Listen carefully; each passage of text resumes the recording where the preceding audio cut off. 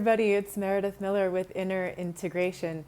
Today, the message that I have for you is show your standards to avoid getting involved with someone who doesn't respect you. So, some fears that I often hear from my clients, which I had as well, is like one of the main fears they have, after getting out of the relationship, they start to heal and they're considering getting back out there and starting to date.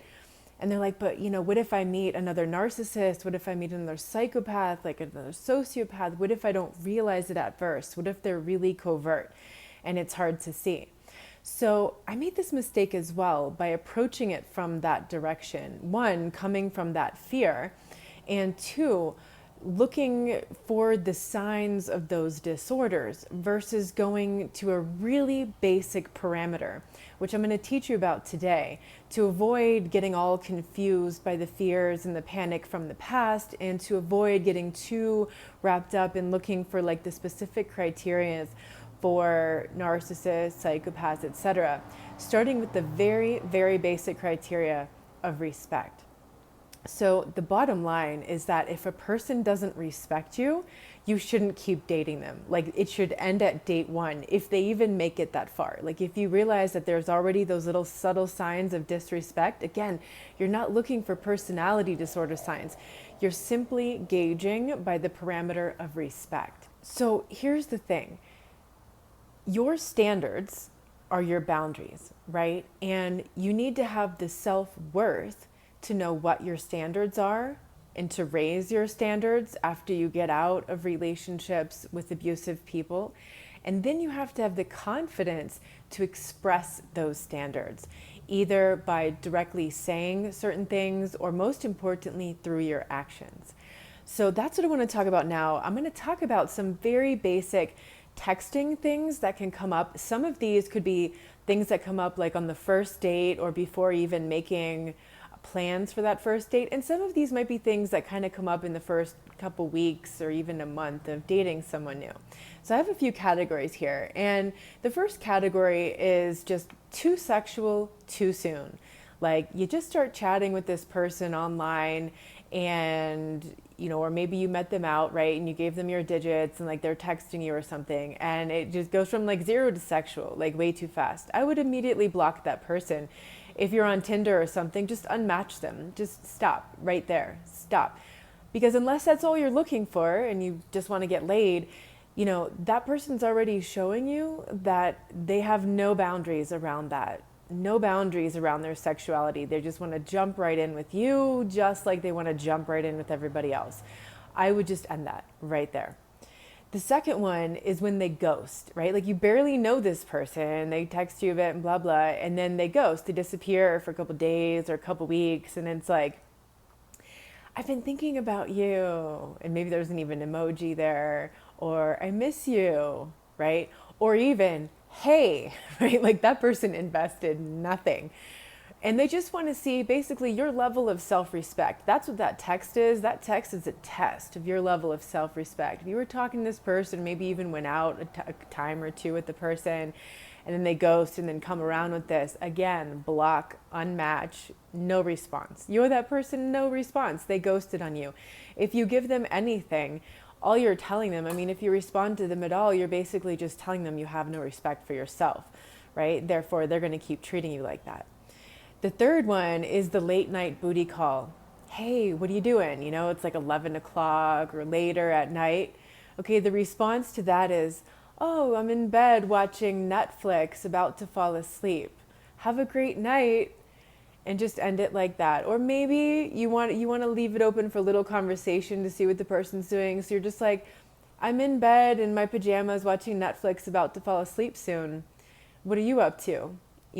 But if the person immediately is like trying to make plans with you right then and there, I would just, quickly end that and say, I'm about to fall asleep. They didn't hear you, they weren't listening to your boundaries. More than likely, that person just wants a booty call. Like they just waited till the last minute, at very late at night. They just want to see you right then and there. I would put a red flag on that, regardless, because somebody who's just texting you that late and they want to see you that late probably isn't going to be someone who's going to want to have a real investment in a connection with you, like a real connection. The fourth one is the scarcity tactic. So this tends to happen when you just meet someone online and maybe you're chatting a little bit, or maybe you ran into them outside and you gave them your digits, and like then they texted you, and basically they're like, oh, like how would we see each other tonight, because tomorrow I'm going out of town on a trip for a week or two. The scarcity tactic, right? So the response to that is, have a great trip, hit me up when you get back, smiley face. you know do not run and go see that person. I don't care if you have nothing to do that night. If you run and see that person, chances are they're just trying to get you in the sack, or they're just the last minute trying to rush you in, and then like they're going to leave you hanging while they're going away and stuff. Like a person who's just getting ready to go on a trip should have a lot of stuff to do, like packing and organization. Like I know I get really anxious the night before I leave on a trip. So it's not the night to like really create an interesting connection with someone. I would avoid that. I would just be busy and, be polite about it. Like, have a great trip, right? See you when you get back. Chances are great when you hear that scarcity tactic, you're never going to hear from that person again. I've seen that numerous times. And then I give that response, never hear from that person again. The fifth one is the afterthought, the last minute. This could be, a person that you just meet and they want to see you like that day. I would be busy. I would be busy for a few days. This could also be someone maybe you've seen a time or two or three, and now they get into this habit of, what are you doing right now? Or like, what are you doing in like an hour or two or whatever? And it's like they're not really making any effort to set a date with you, to put some time aside for you, to make any sort of plan for you. And this probably happens more to women who are, dating men. But, in this case, basically what the person is telling you is like, you're an afterthought. Like they didn't put any effort into it. It's just the last minute. Maybe they're bored, or maybe they're horny and they just want to see you. Right. So I would be busy. I would just have something else to do, and and maybe see them another time if they're willing to make plans in advance. So I would respond with something, not aggressive in any sort of way, but more like, oh, I already have plans tonight, have a great night. Or I have plans tonight, but let me know if you want to make plans for this weekend. Maybe it's like Tuesday night or Wednesday night. But again, if that person waits around to the last minute, the best response to that is, I already have plans for tonight. And just be very cautious that you're not over investing. Don't like immediately reveal your whole schedule to that person. Be very cautious, because this person's lazy. This person's not really investing much. The sixth one is like the flaky, the non-committal language, right? So maybe you're kind of talking about making plans and they're like saying things like, oh, maybe Wednesday, or that could work, right? There's nothing committal there. It's very flaky. So I would be very direct and explicit, like yes, or it could be, or Wednesday or not Wednesday, because if we don't make plans soon, I'm probably going to have plans, which is fine. And you can hit me up later and we can make plans, in the future. But I would get them to clarify that language. Chances are, like, this is just a sign of a flaky, non-committal person. Like, if the person wants to see you, they're gonna make plans. Yes, Wednesday, let's make plans. That would be great. I'm looking forward to it. These are committal language, right? I've just seen this, right? I've seen it starts like this, and it looks so simple, it looks so basic, but in this non-committal language, the person's basically telling you they don't have respect for you, because they're not really willing to make a committed plan to you. So, if you want to have a committed relationship, that's probably not the right start. That's probably not the right person. And then the bottom line is the seventh one: when they don't value your time, they can express this in different ways. Like maybe you make plans, right? And then at the last minute, like you're going to meet at 7:00 for a cafe at this place, whatever. And like maybe you've made plans in advance, and then it's like not long before then that they text you and they're like, hey, I'm running like 30 minutes late, right? My response to that would be, no worries, but I already have plans for afterwards, so maybe another day. Now, why am I responding then with flaky language? Didn't I just say that's not a good thing? Yes, but here's the thing. you don't know if you want to see this person again, because they're already showing you the sign that they don't really respect your time. The fact that now at the very last minute, they want to make this change of like half an hour later and everything, and like you've set up your time and like you've budgeted your time and you could have done that one more errand or that one more task, but because we're going to be diligent and be there on time for this person. So I would leave it open like that and wait to see their reply. Okay, and be very cautious to see, does the person respect the fact that you respect your time, or do they not respect? Do they have a negative reaction to you expressing a standard about your value of your time? In that case, I would be done with that. I would not make plans again. If they start coming back with like a lot of excuses, or why you're so strict, or oh, this is a great one. I heard this one. Well, I did you a favor instead of leaving you waiting at the cafe for half an hour. I'm thinking, baby, I ain't going to sit around waiting for you. Like if a person is 15 minutes late, like you go to meet someone, they're 15 minutes late, there's no explanation, up and leave. So one of the mistakes I made once was like I sat down and ordered something to drink. So I would always meet for coffee on the first date. It's just a lot safer, and always order your coffee in a to-go cup. Because if that 15-minute mark hits there, and this is my standard, maybe your standard's 20 minutes, or maybe you have a bit of a different standard around that. For me, it's 15 minutes. It's like date one. Like if you couldn't be on your best example on date one, like you had one chance and you blow it, then I'm out.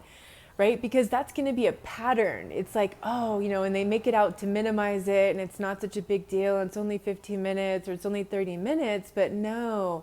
Because I've been in relationships like that before where it starts like that and then it just escalates and then it's like 2 hours late, like a few months into the relationship. No.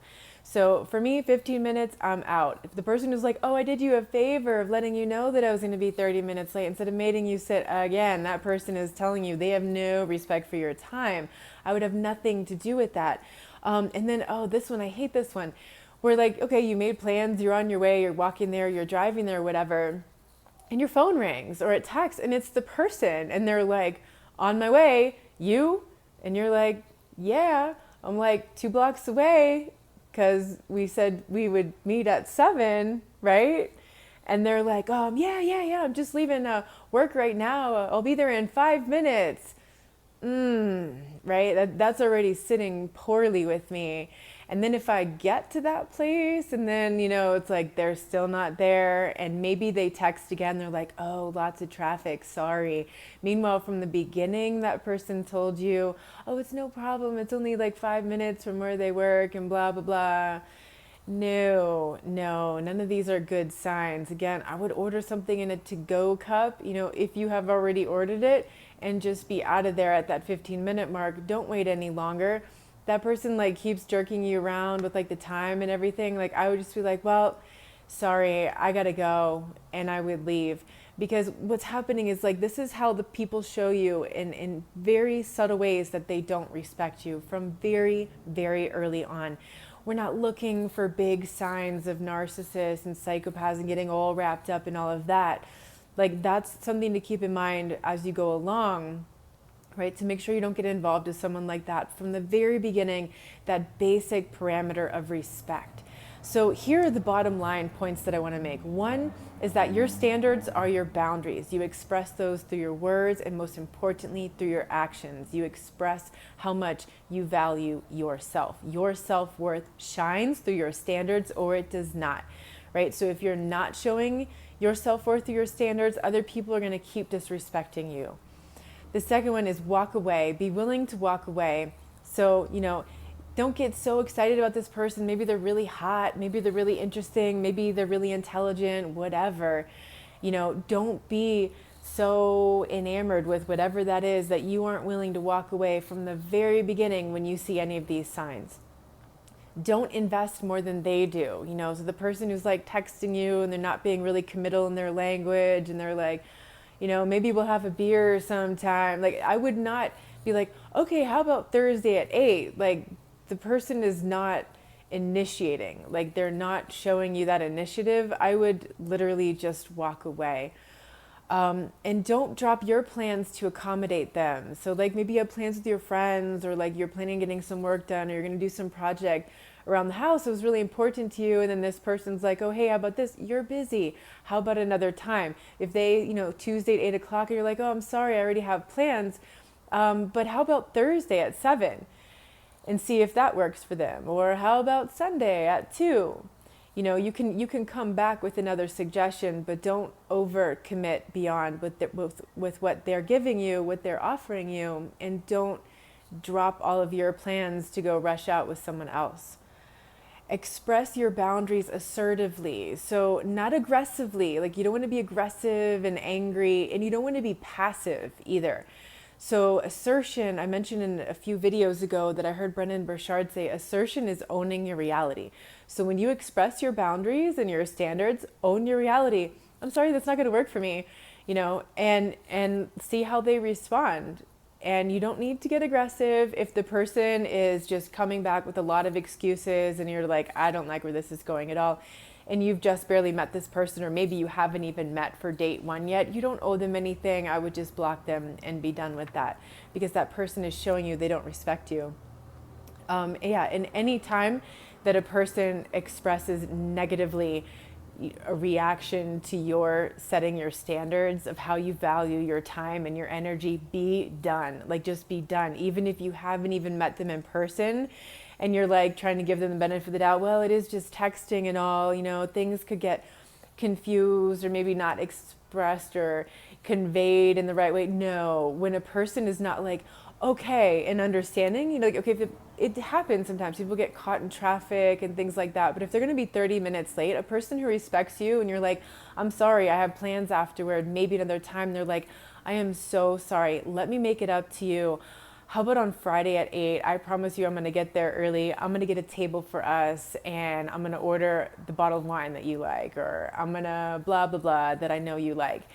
That person is respecting your time. That person is honoring your time. The person who comes back around with 4 or 5 different excuses, be done with that. And most importantly, put you first.